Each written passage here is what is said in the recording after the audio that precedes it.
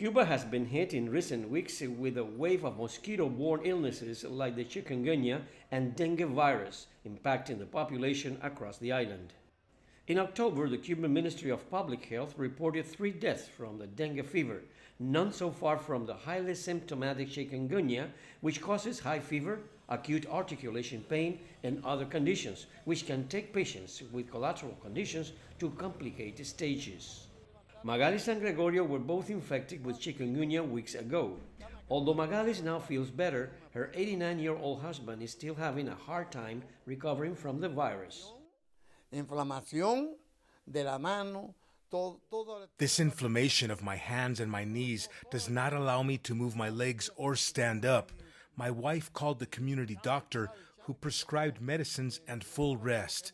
This is something terrible for a person of my age. Health authorities have established medical protocols for the most vulnerable population groups.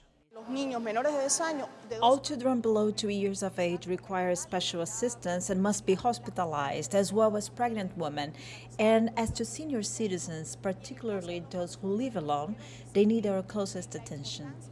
Cuba's chief epidemiologist, Dr. Francisco Duran, said that over 2,200 patients were hospitalized or isolated at homes, and 63 were in intensive care units, with over 40 in serious conditions.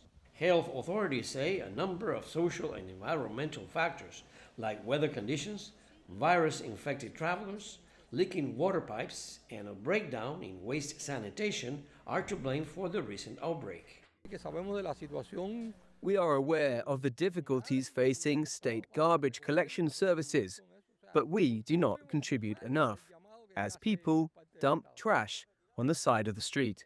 Nationwide sanitation cleanup efforts are underway, particularly in areas affected by Hurricane Melissa, which hit Cuba last month and caused extensive damage to the island's southeastern region.